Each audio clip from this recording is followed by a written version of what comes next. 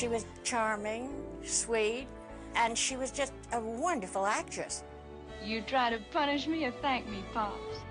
She was so graceful and such an intelligent woman and so strong. Well, I'm a person, and I was violated, and I'm not guilty. She was the daughter of a famous movie star and a woman determined to carve out her own identity. As the veteran of more than 200 roles on stage, movies, and television, Elizabeth Montgomery proved herself as more than just a pretty face. But it was as a nose-twitching witch that she would find her largest audience and her greatest acclaim. I am a witch. She was sly and clever and witty. She was just absolutely delightful.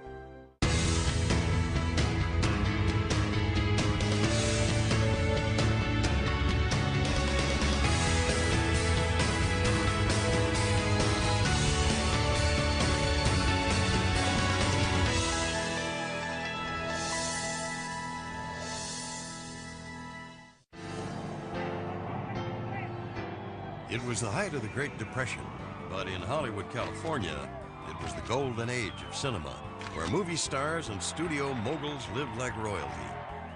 It was here, on April 15th, 1933, that popular leading man Robert Montgomery and his wife Elizabeth proudly announced the birth of a daughter whom they named Elizabeth Victoria. Elizabeth's father, Robert Montgomery, had been a great star in the glory days of Louis B. Mayer, and he was a very handsome man, a wonderful actor, both as a sophisticated comedian and also in great dramatic roles. Though the MGM contract player worked 6 days a week, on Sundays he relished his role as father. Elizabeth's mother was a stage actress who had given up her career when she married, and although the family's every need was tended to by a staff of household help, Mrs. Montgomery devoted herself to Elizabeth and to her younger brother, Robert Jr. And the family's elegant Bel Air home was an ideal site for the extravagant birthday parties little Elizabeth enjoyed each year. Formal events often presided over by her father himself. He was a very classic, traditional man who had very strong values, and he was very politically minded, and he was the kind of guy who'd call even his friends by their last name, Mr. So-and-so. This kind of world that she lived in did not contribute to normal childhood. She was expected to be dressed properly and to have good manners and behave in a certain way, and I think she took that as an act because it didn't reflect a lot of her own deep feelings. So, in a sense, she was always an actress. In 1939, Elizabeth was enrolled at the prestigious Westlake School for Girls in Los Angeles. It was there that the headstrong 6-year-old first appeared on stage, playing the wolf in a French-language production of Little Red Riding Hood to a delighted audience. That same year, Elizabeth's parents left for London, where her father was to make a film. Elizabeth and her brother were left in the care of their grandmother, Rebecca, who brought a sense of adventure to her granddaughter's conservative upbringing. Her grandmother was the one who introduced her to horse racing. When she was a little girl, her grandmother came into her room and said, "No, you're not going to school, you're going to the track with me. You'll learn much more about math at the track than you'll ever learn in that class." She loved her. But Elizabeth's carefree childhood would soon come to an end.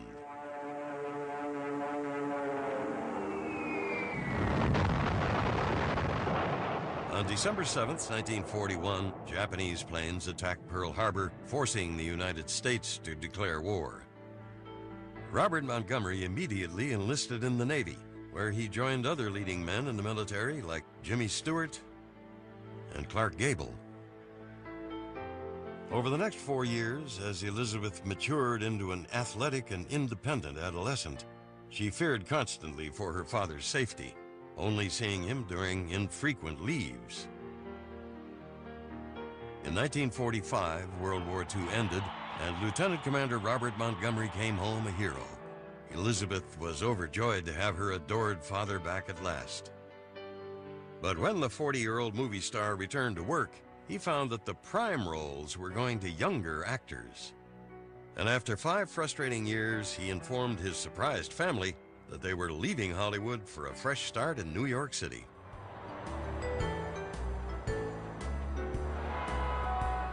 For 17-year-old Elizabeth, the move to Manhattan was thrilling. She reveled in the freedom of New York City, and with her beauty, her infectious sense of humor, and her status as the daughter of a Hollywood star, she quickly became the center of attention in a sophisticated crowd of creative young people. She was so graceful and such an intelligent woman and so strong, and was usually the life of the party, the life of the table. The move to New York also proved successful for her father, who focused his considerable talent and energy on the burgeoning television industry. Almost overnight, he became one of the medium's top impresarios, producing, directing, and sometimes acting in a weekly show named Robert Montgomery Presents. Thank you, Tom, and good evening, ladies and gentlemen. Welcome once again to the Johnson's Wax program.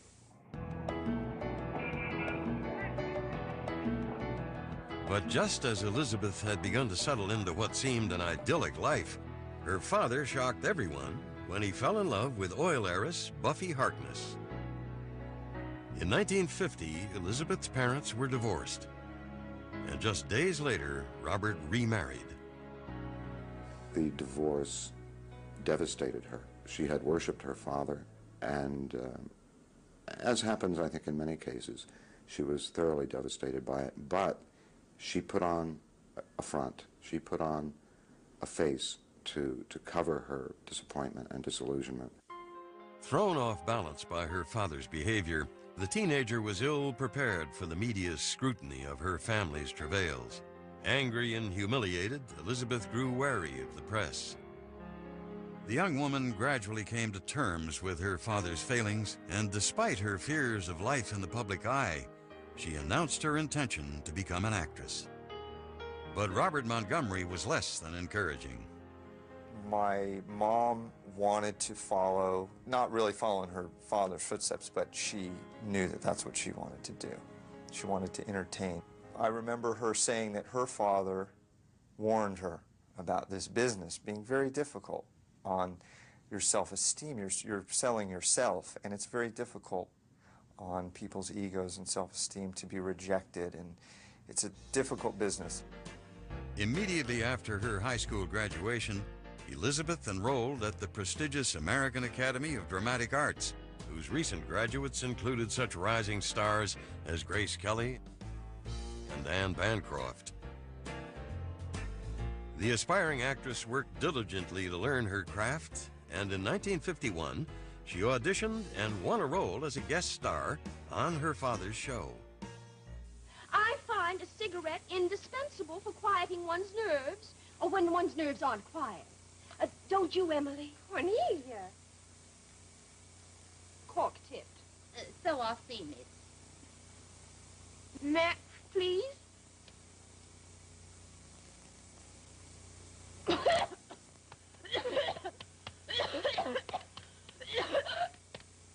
As you said, miss, cork-tipped. You've lit the wrong end. I know. I prefer it that way.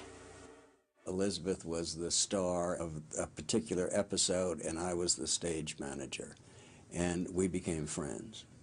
You knew from the beginning that she was going to make it, even though she had all the privileges of having a father with a show who could put her on and introduce her to people. She had a real talent, always, and she had a real drive to succeed.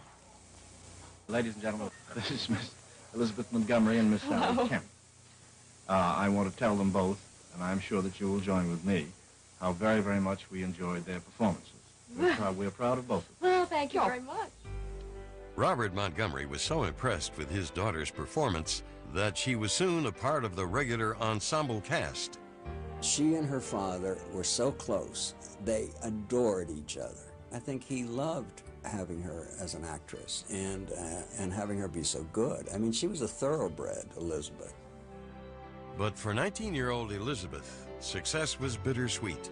She had proved she could act, but would she ever be known as anything more than her father's daughter? Over the next 3 years, Elizabeth Montgomery worked hard to establish herself as an actress, appearing on Broadway in such plays as Late Love and honing her skills in television programs like Kraft Theater and Studio One, where she played an ambitious young fashion editor in an episode entitled The Drop of a Hat. Incidentally, I registered at Traphagen 2 nights a week. Well, at that rate, you just might bag a diploma before rigor mortis sets in. Don't you believe in formal training? I believe in putting talent to work, not sending it back to school. Yes, of course. New York critics took notice, and in 1954, Elizabeth was honored to receive the Theater World Award as one of the most promising personalities of the year, along with such emerging stars as James Dean and Eva Marie Saint. But the young actress was still struggling to develop her own identity. A lot of the times when she would be out, people would meet her or meet her with her father. She was Robert Montgomery's daughter. And boy, did she want to get past that. My mom was somebody who felt very strongly about who she was. But at 21 years of age, Elizabeth was preoccupied with more than just her professional life. The actress had fallen in love with a Harvard-educated stage manager whom she had met while guest starring on her father's show. After a brief but romantic courtship, on March 27, 1954, Elizabeth married Frederick Cammon in a grand society wedding, and the couple settled into a modest apartment on the Upper East Side. We lived in the same building.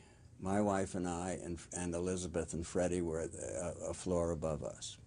She was a darling, darling girl. I mean, she was truly funny, and she loved to have fun. I've had some of the best laughs of my life with her. But Hollywood was beckoning. Elizabeth had begun to attract the attention of movie producers who urged her to move west. When Freddie refused to follow her to Los Angeles, Elizabeth was forced to choose between her marriage and her career. After little more than a year, the two were amicably divorced. In 1955, the 22-year-old Elizabeth Montgomery made her film debut in the military drama The Court-Martial of Billy Mitchell, starring Gary Cooper and Rod Steiger. Don't blame Zach for what you did. Zach wouldn't have called his superior officers traitors. He didn't disobey orders. I can't do anything to help you, Billy. Although Elizabeth's reviews were excellent, the film made very little impression at the box office. But the young actress had made a dramatic impression on the charismatic Hollywood star, Gig Young. The couple began dating, and before long, the smitten Elizabeth resolved to make him her next husband. 20 years her senior, Gig Young had made a name for himself playing debonair cads in crowd-pleasing comedies. And just as Elizabeth had predicted, on December 28, 1956, the two were married.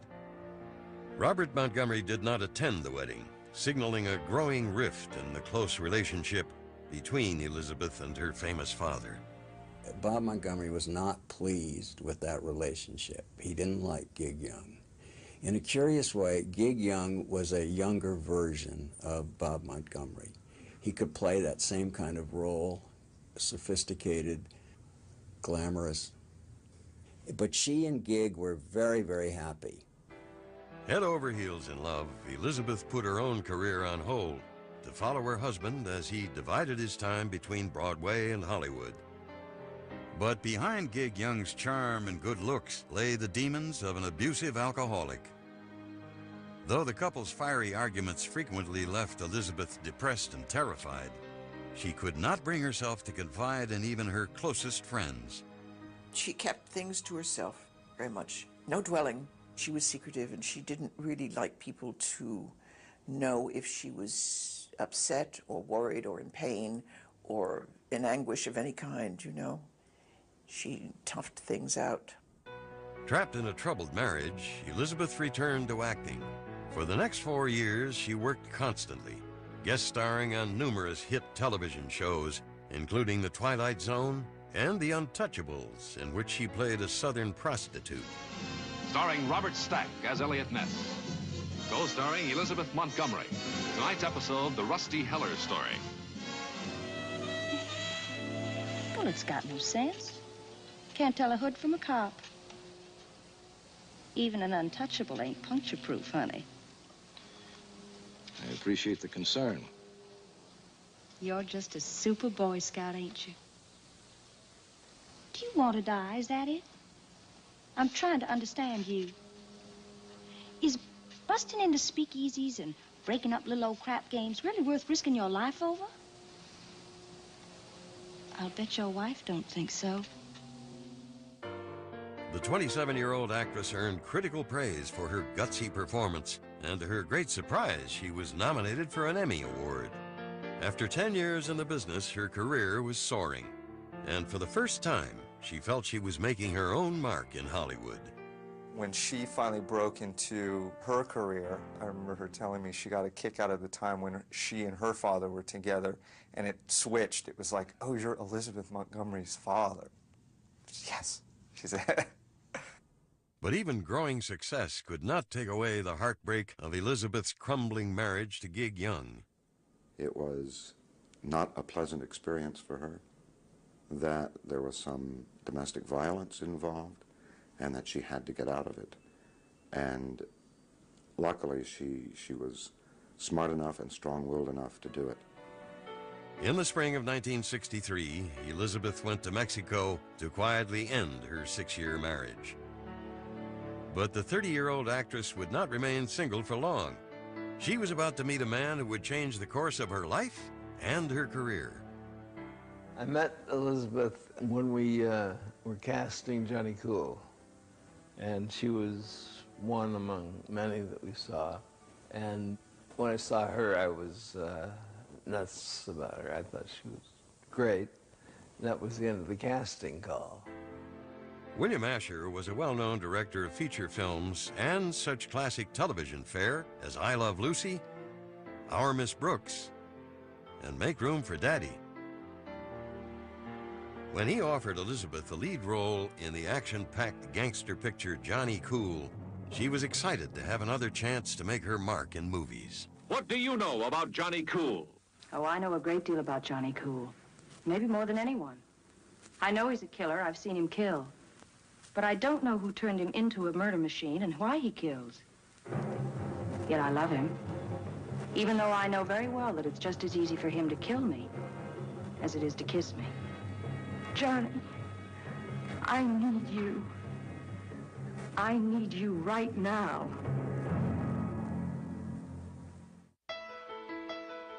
But there was more happening on the set than just filming.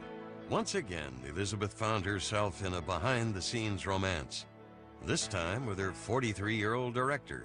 They were great together, and they had very much in common, both extremely intelligent people with great senses of humor. Later that same year, Elizabeth was cast in the light comedy Who's Been Sleeping in My Bed? It's Dean Martin as the celebrated TV doctor with such a bedside manner that his private pad becomes a built-in magnet for every loveless, sleepless female in the world. This one's a sculptress who turns any man into instant putty. She turned in a spirited performance as a seductive artist determined to get her reluctant fiancé to the altar. And to the altar was just where Elizabeth Montgomery was headed for the third time. We eloped. We just took off, got married in El Paso.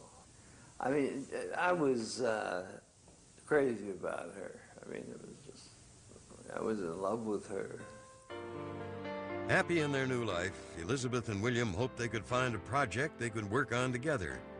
In the summer of 1963, Asher came across a script for a TV series called The Witch of Westport, based on the intriguing premise of an unusual mixed marriage. As Asher began developing the idea, Elizabeth helped him to fashion the lead character. The exhilaration of conceiving the series together was heightened when Elizabeth learned that she was pregnant. And on July 24th, 1964, the couple welcomed their first child, a son named William Allen. And just 2 months later, on September 17th, ABC broadcast the pilot episode of the Ashers' new program. The title was Bewitched. Once upon a time, there was a typical American girl who happened to bump into a typical red-blooded American boy. They had a typical wedding, went on a typical honeymoon. It so happens that this girl is a witch. The show featured Elizabeth as a suburban sorceress named Samantha. Co-starring were Agnes Moorehead as Endora, Samantha's meddling mother, and Dick York as Darren Stevens, her unsuspecting mortal husband. I wish I had a drink. An old-fashioned. And a straw?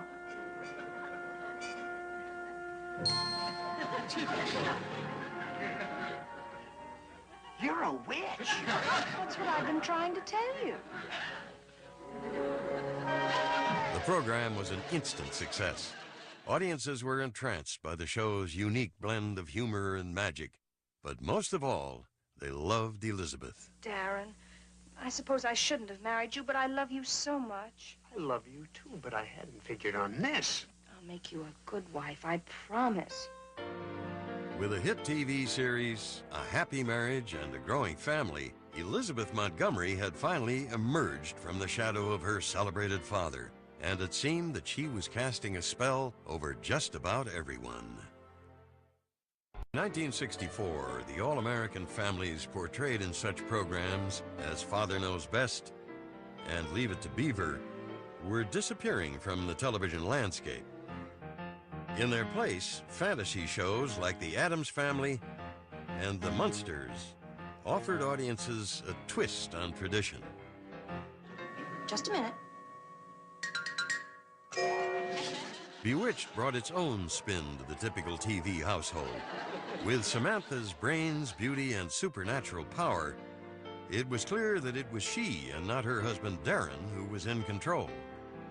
Bewitched became the nation's #2 show by the end of its first season, and the twitch of Samantha's nose, signifying that a spell had been cast, became her trademark. That was an accident. It was just a twitch. My mom and father were talking, and she twitched her nose. And my father said, "What was that you just did with your nose?" She said, "What are you talking about?" She had no idea she'd even done it. That was it. That's how we're going to make the magic happen. As the hit program entered its second year, Elizabeth was overjoyed to discover that she was expecting another child. But rather than hide her pregnancy from the camera, she and William Asher decided it would be fun to work it into the show. In the fall of 1965, the couple welcomed their second son, Robert. And on TV, Samantha gave birth to a daughter, Tabitha. Already known as one of television's most creative series, the third season of Bewitched brought 2 major changes. This year, Bewitching Samantha and her beguiling babe are up to hilarious new tricks. No, cut that out! Bewitched in color on ABC. The show was now filmed in color, and 2-year-old twins, Aaron and Diane Murphy, were cast to play Samantha and Darren's magical daughter.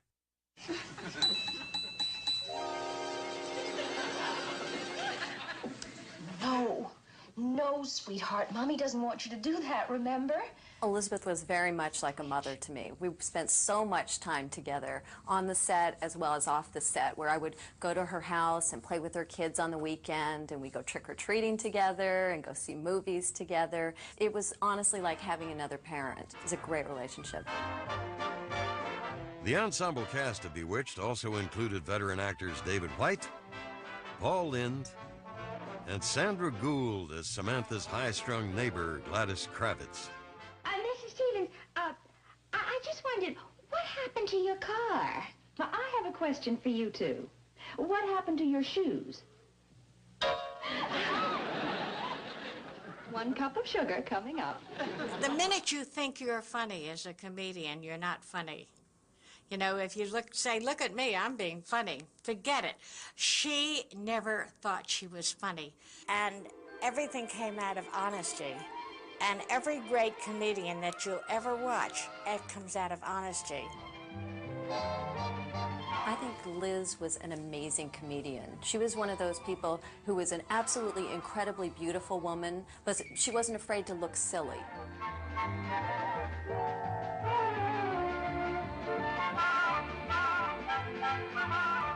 When Bewitched threatened to become formulaic, Elizabeth and William created an alter ego for Samantha, a mischievous and seductive cousin named Serena.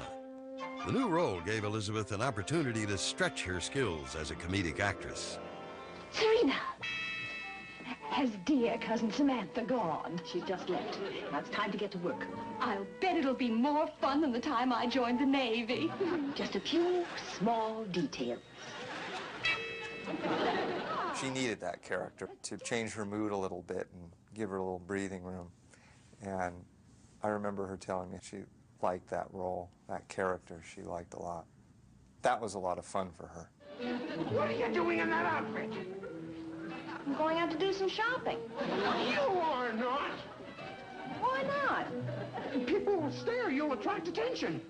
So what? Other men don't think I'm so bad to look at. I'm sick of simmering like a watched pot. I want to get out and boil. Serena was a little loose. And she was so good at that role that a lot of fans thought it was a different actress.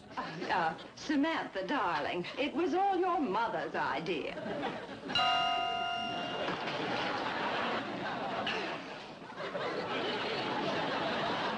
You like that, Serena?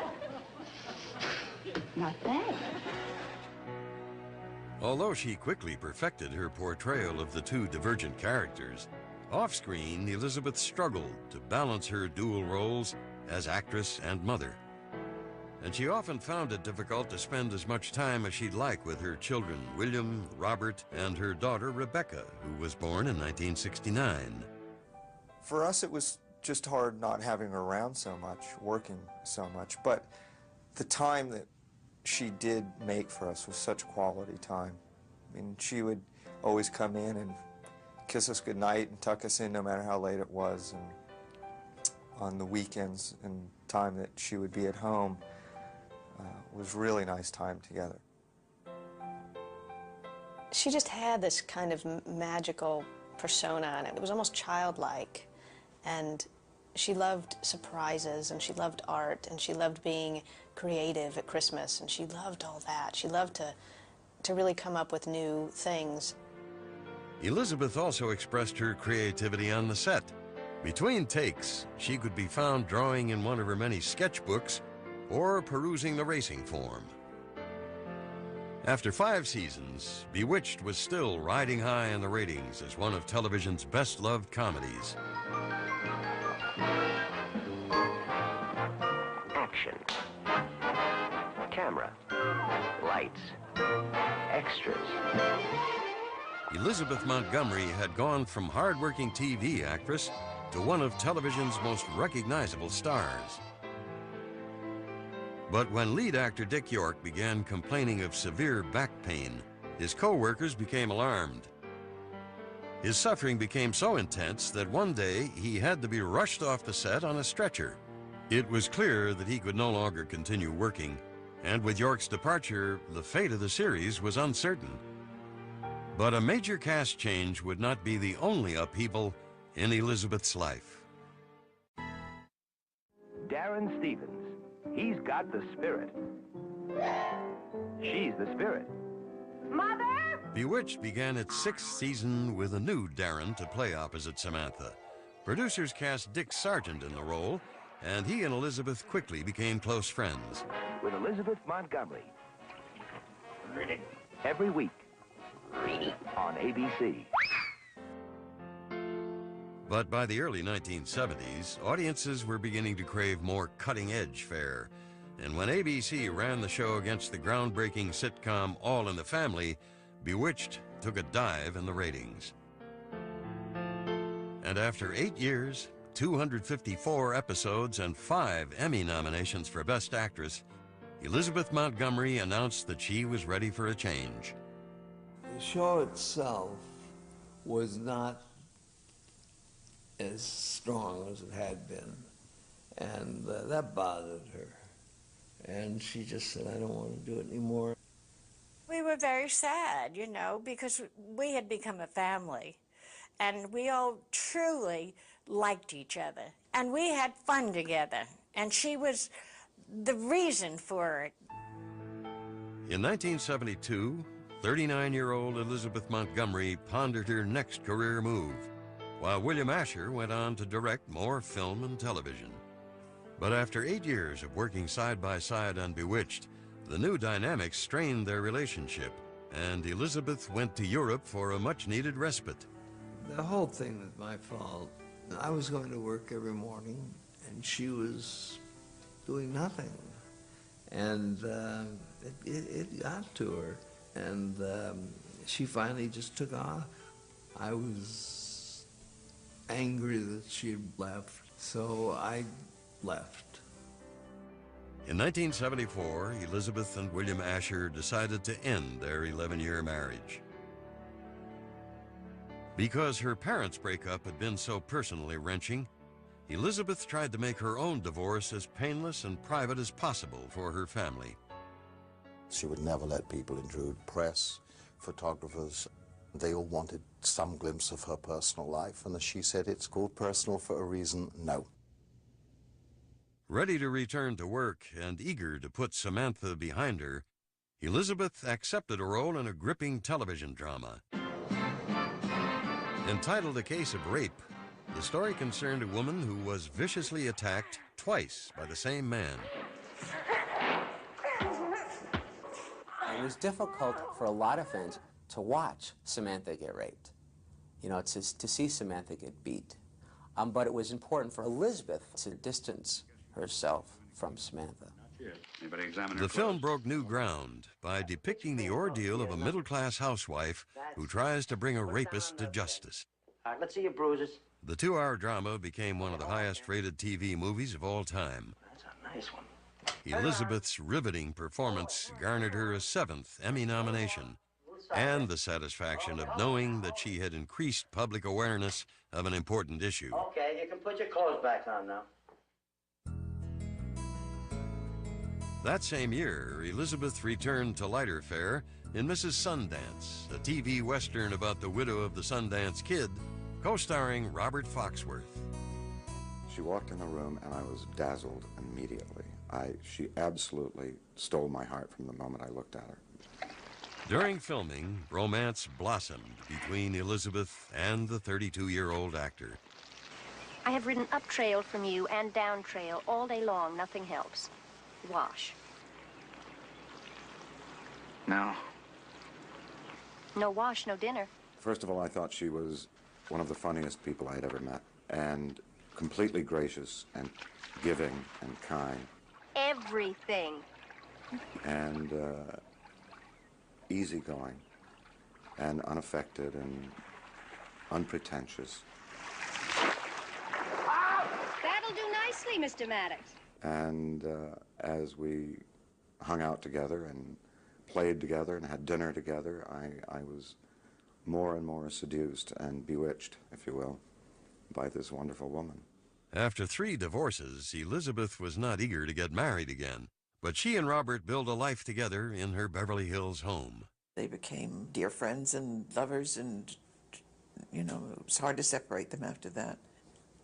These two people who were very strong, very heady, and they argued, and they had a wonderful time getting together again and making love and being happy and giggling. Now content in her personal life, Elizabeth took on a role that would forever challenge her past image as a good-natured witch. In 1975, she portrayed the infamous axe murderess in The Legend of Lizzie Borden, turning in another powerful performance. I never could abide small, dark places, even as a child. Emma knows that. She wanted me to have the big bedroom. Didn't you, Em? Oh, we know all about you and your way, Princess Lizzie. We know how you twist arms and throw tantrums just to get your way.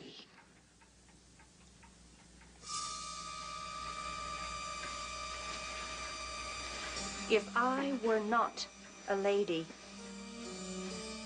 I should twist your arm, Mrs. Borden, right out of its socket. I will have no more of this. I don't think anything thrilled her more than the idea that she had pulled off what no one thought she could do. And then to have people begin to really respond to her and respect her as an accomplished actress was probably one of her great victories in life.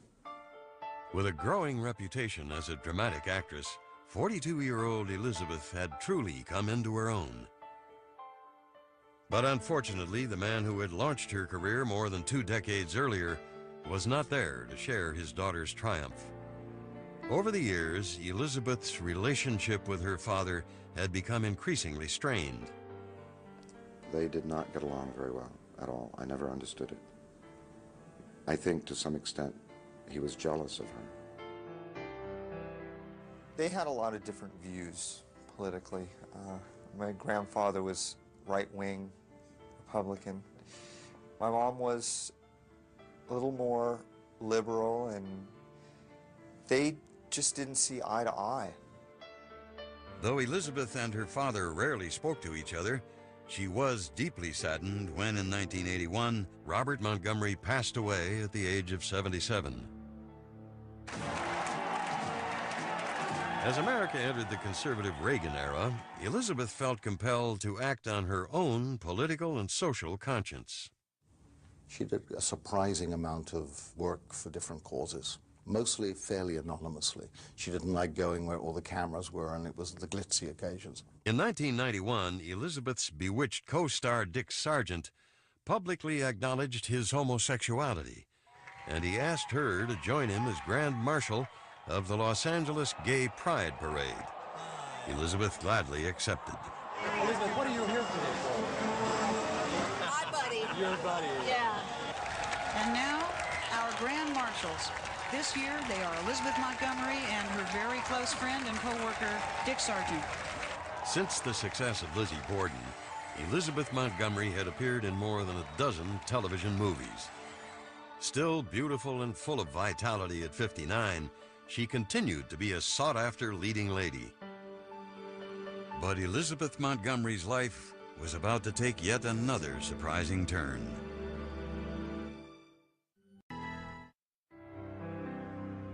In 1993, Robert Foxworth and Elizabeth Montgomery celebrated their 19th anniversary together, but not as husband and wife. I had asked her to marry me about 7 times, and she always said no. But one day we were sitting at the kitchen table talking, and I said, you know, this situation would be so much easier if we were married. And she looked at me and she said, is that a proposal? And I said, okay. And she said, yes. On January 28, 1993, the couple was secretly married at the home of Barry Crost.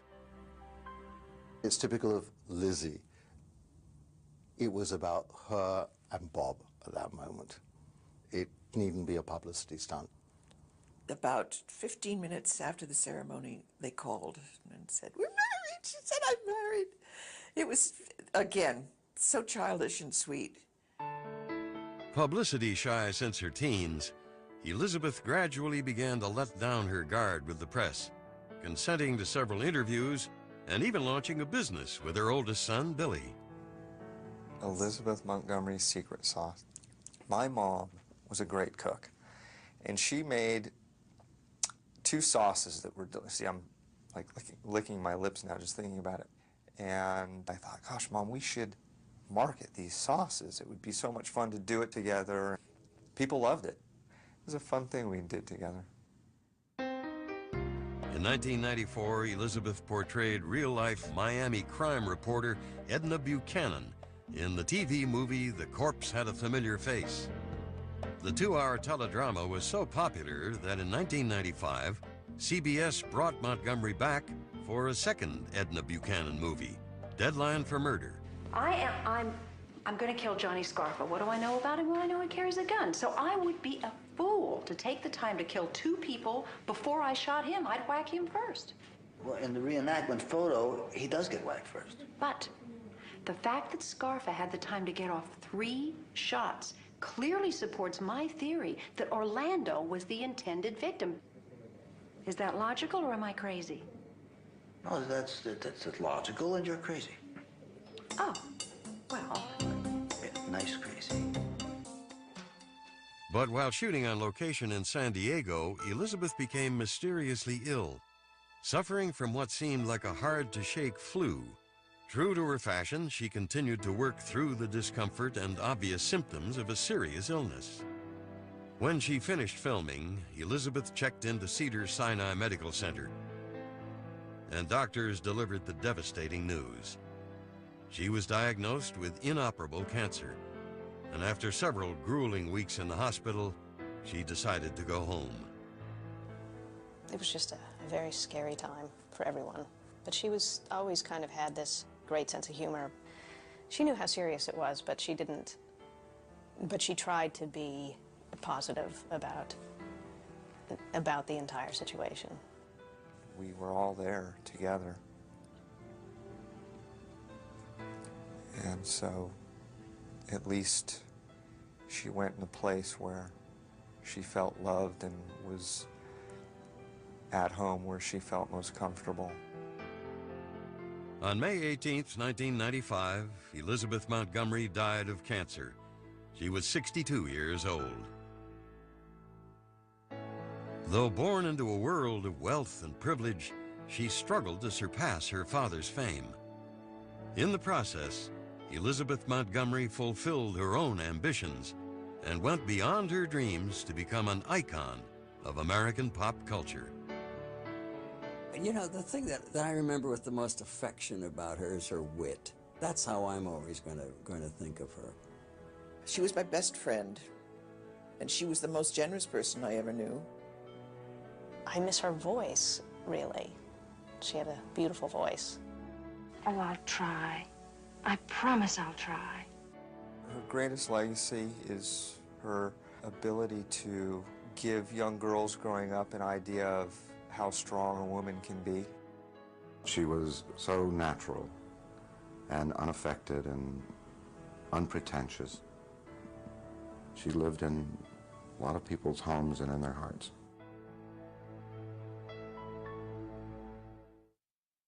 By a staff of household help, Mrs. Montgomery devoted herself to Elizabeth and to her younger brother, Robert Jr.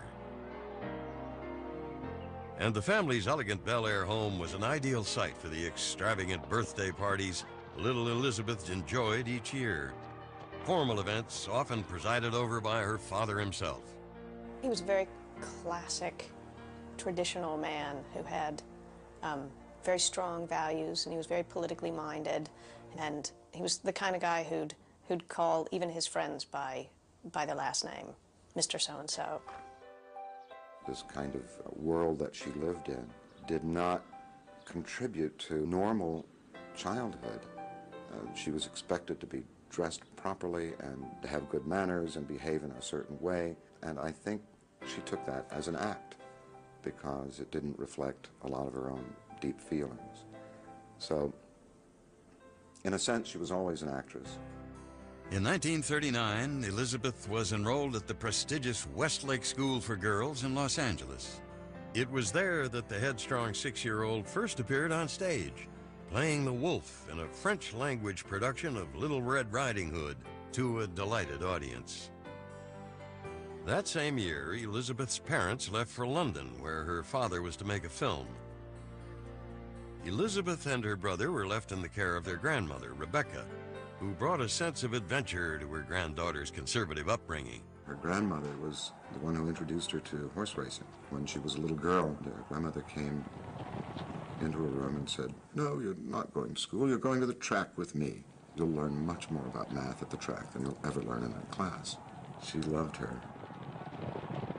But Elizabeth's carefree childhood would soon come to an end.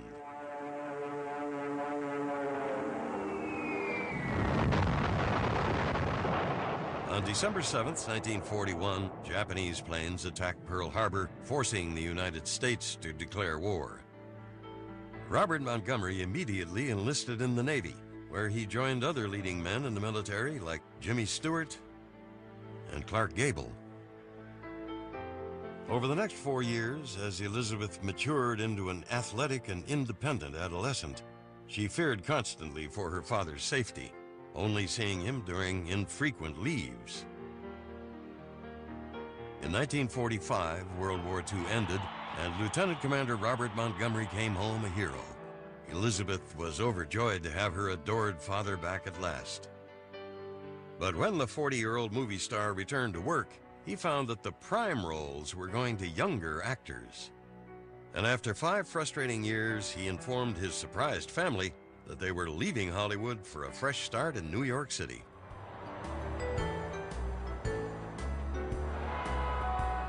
For 17-year-old Elizabeth, the move to Manhattan was thrilling. She reveled in the freedom of New York City, and with her beauty, her infectious sense of humor, and her status as the daughter of a Hollywood star, she quickly became the center of attention in a sophisticated crowd of creative young people. She was so graceful and such an intelligent woman and so strong, and was usually the life.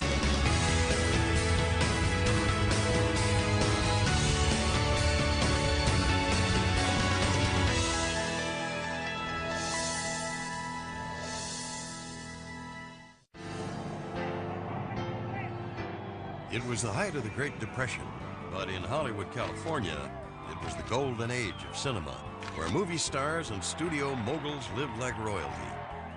It was here, on April 15th, 1933, that popular leading man Robert Montgomery and his wife Elizabeth proudly announced the birth of a daughter whom they named Elizabeth Victoria. Elizabeth's father, Robert Montgomery, had been a great star in the glory days of Louis B. Mayer, and he was a very handsome man, a wonderful actor, both as a sophisticated comedian and also in great dramatic roles. Though the MGM contract player worked 6 days a week, on Sundays he relished his role as father. Elizabeth's mother was a stage actress who had given up her career when she married, and although the family's every need was tended to by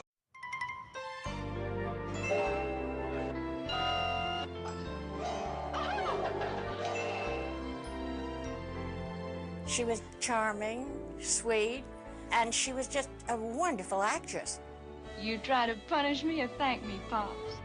She was so graceful and such an intelligent woman and so strong. Well, I'm a person, and I was violated, and I'm not guilty. she was the daughter of a famous movie star, and a woman determined to carve out her own identity. As the veteran of more than 200 roles on stage, movies, and television, Elizabeth Montgomery proved herself as more than just a pretty face.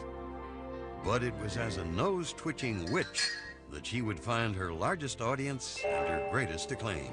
I am a witch. She was sly and clever and witty. She was just absolutely delightful.